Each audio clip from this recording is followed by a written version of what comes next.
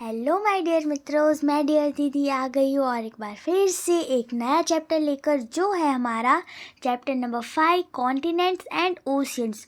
तो ये इसका पार्ट नंबर 1 है, जहाँ पे हम इंट्रोडक्शन लेने वाले हैं। ठीक है, तो सबसे पहले है many problems regarding the origin of continents and oceans have remained unsolved. अभी देखो ये कब की बात कर रहे हैं, थोड़ा ऐसा बोल सकते हो जरा सा पुराना टाइम की बात कर रहे हैं, कि जब लोग सोचते थे कि यार कॉन्टिनेंट्स कैसे बने होंगे। अभी ऐसा कोई मानता होगा कि यार एशिया जो है वो इस साइड है, देन एंटार्क्टिका नीचे की साइड, तो ऐसा सब क्यों है। या बोलते होंगे कि यार इतना एरिया पैसिफिक ओशियन है, इतना इंडियन ओशियन है, तो ऐसा सब ये हुआ कैसे, ये सब अलग हुए या क्या पता पहले साथ में थे। तो ऐसे सब लोग सोचते थे। ठीक है, देन क्या हुआ कि as knowledge about the earth surface increased, more and more idea about the distribution and origin of continents and ocean were also presented. अभी जैसे जैसे ह्यूमन बीन डेवलप हुआ, टेक्नोलॉजी बढ़ी, देन उसके कारण क्या हुआ कि लोग ऐसे अर्थ के बारे में ज़्यादा जानने लगे, उसके स्ट्रक्चर के बारे में, उसके फॉर्मेशन के बारे में। तो उसके कारण क्या हुआ कि अलग अलग लोगों ने अपने हिसाब से थियरी दी कि भाई मैं बोलता हूँ कि कॉन्टिनेंट्स ऐसे बने होंगे, कोई बोलता है कि भाई ऐसे नहीं ऐसे बने होंगे, ओशियन का फॉर्मेशन ऐसे हुआ होगा।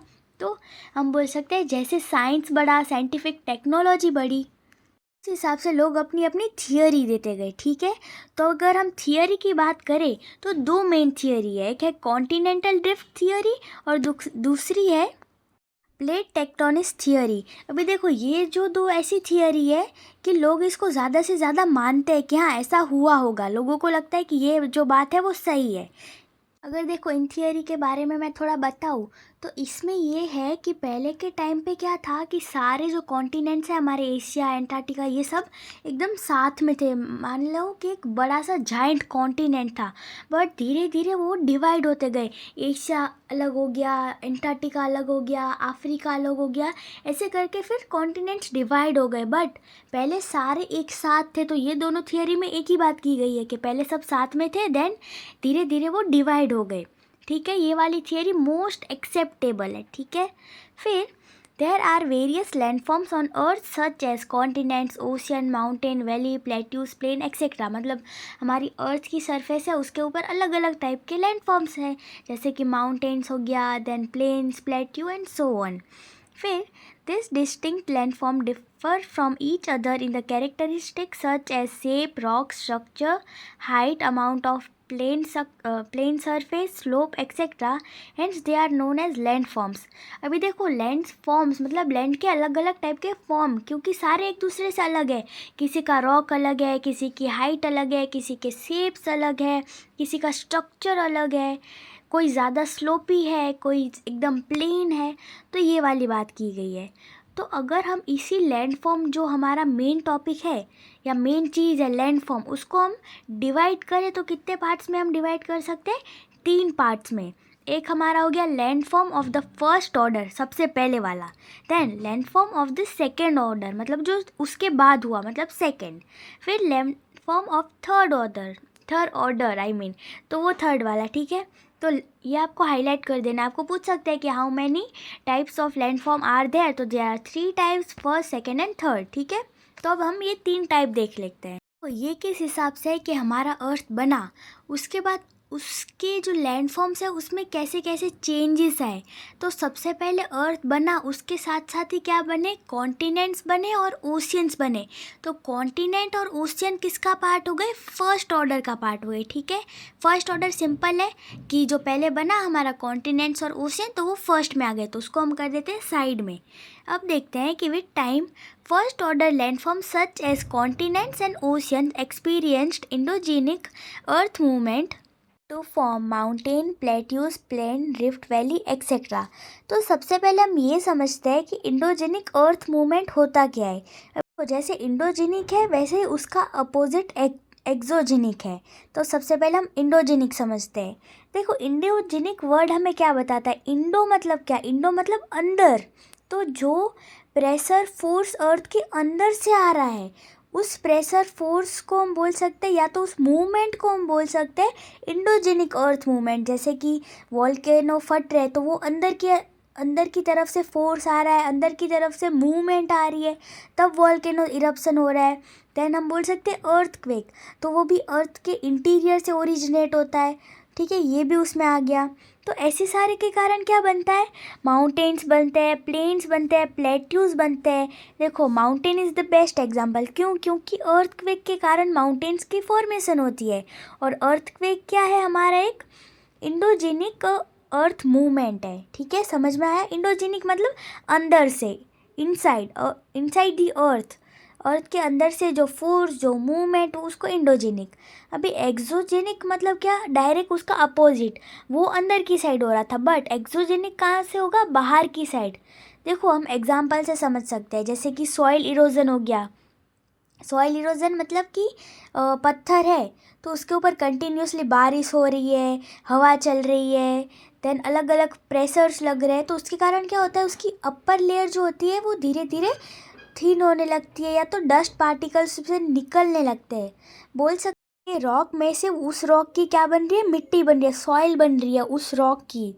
तो ये इसको हम बोलते हैं इरोजन, ठीक है। तो ये एक्सटीरियर है, बाहर की साइड से है, कि बाहर की साइड से जो फोर्स लग रहा है उसके कारण कुछ हो रहा है, या तो वेदरिंग के कारण बोल सकते हैं, क्योंकि मान लो बहुत ज़्यादा बारिश हो रही है तो उसके कारण फ्लड आ गए, या तो जो वॉल्केनो का अपर हम बोल सकते हैं, पता है हमने थर्ड चैप्टर में देखा था कि उसका अपर पार्ट जो है वो पानी से भर जाता है, तो वो भी एक, वो हम बोल सकते हैं कि एक उसने कुछ क्रिएट कर दिया।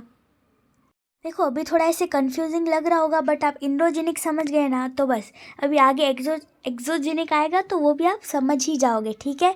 बट अगर आपको फिर भी कोई डाउट हो तो आप ज़रूर पूछ सकते हो, ठीक है, कमेंट्स में। फिर है which are known as landforms of second order. अभी देखो हमारा जो मेन ऑर्डर था कौन सा, एक है कॉन्टिनेंट्स और एक है ओशियन। अभी उसमें इंडोजेनिक मूवमेंट मतलब अर्थक्वेक, वॉल्केनो इरप्शन, ये सब हुआ, तो इससे जो सारी चीज़ें फॉर्म हुई, क्या फॉर्म हुआ, एक तो हमारे फॉर्म हो गए माउंटेन्स, प्लेट्यू, प्लेन, तो ये किस में आएंगे, सेकेंड ऑर्डर में आएंगे, ठीक है। After a long time, this second order landform under the influence of, देखो अब आएगा exogenic force like river, then हमारे glacier, wind, groundwater and sea waves etc. undergo denudation and deposition to form landforms of third order। देखो ये तीनों order एक दूसरे से कनेक्टेड है, कि पहला हुआ उसके बाद दूसरा आया और अब आएगा दूसरे से तीसरा आएगा। तो दूसरा जो हमारा मेन है, मान लो हम एग्जांपल लेते हैं रिवर का, तो वो सेकेंड ऑर्डर का है। अभी जैसे रिवर फॉर्म हुई और ज़्यादा बारिश हुई तो ये क्या हो गया, फोर्स हो गया कि ज़्यादा बारिश हुई, उसके कारण रिवर ब्रॉड हो गई। देन बारिश कम हुई तो रिवर दोबारा से अपने ओरिजिनल साइज़ में आ गई। तो वो जितना ब्रॉड हुई तो वो एरिया क्या बन जाएगा, डेल्टा बन जाएगा। तो ये जो डेल्टा हो गया वो किसका एग्जाम्पल हो गया, थर्ड ऑर्डर का, समझे, ठीक है। फिर हमारा ये राइवंस का मतलब क्या होता है, तब हम बोल सकते हैं कि वैली का बन जाना, बट प्रॉपर वैली नहीं, कि वैली के जितनी बड़ी भी नहीं है और एक हमारी घर की सीढ़ी के जितनी पतली भी नहीं है, वो मिडल, हम बोल सकते हैं कि उसकी साइज जो है वो बहुत बड़ी भी नहीं है, बहुत छोटी भी नहीं है, उसको हम राइविन बोलते हैं, ठीक है। फिर वैली हो गई, वैली फॉर्मेशन होता है, छोटे छोटे हिल्स बन जाते हैं, तो ये किसका पार्ट हो गए, थर्ड ऑर्डर का। देखो फर्स्ट जैसा आया तो फर्स्ट से सेकंड आया, फिर सेकंड से थर्ड आया, ठीक है। फिर and such other landforms were formed, और उसके जैसे और काफ़ी सारे लैंडफॉर्म फॉर्म हो जाते हैं। फिर under the influence of earth movement a major part of the earth crust got fragmented. अभी देखो अर्थ जो हमारा है, अर्थ के अंदर अलग अलग मूवमेंट होने के कारण उसका जो क्रस्ट पार्ट है, मतलब देखो क्रस्ट पार्ट मतलब कि हम बोल सकते हैं कि उसके अपर सरफेस से लेकर, ऐसे एटमॉस्फेयर वाला नहीं, लैंड वाली अपर सरफेस से लेकर 33 किलोमीटर अंदर तक, तो वो हमारा होता है क्रस्ट, या तो हम बोलते हैं लिथोस्फीयर।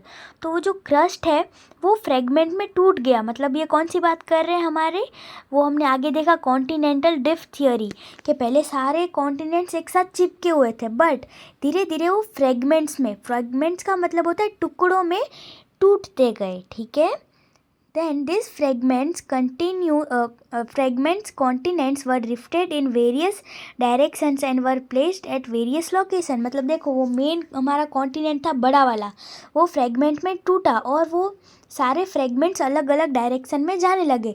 जैसे कि एक फ्रेगमेंट हमारा बन गया एशिया, एक बन गया यूरोप, कोई हमारा एक बन गया अफ्रीका. तो इस तरीके से कॉन्टिनेंट बने. फिर वाटर वर फील्ड इन लो लेयर एरियाज. अभी जो एरिया जो है वो हम बोल सकते हैं कि जो गड्ढा वाला एरिया है, जो अपर एरिया है वो कॉन्टिनेंट, और जो अंदर की तरफ बेंड है वो क्या हो गया, ओशियन हो गया.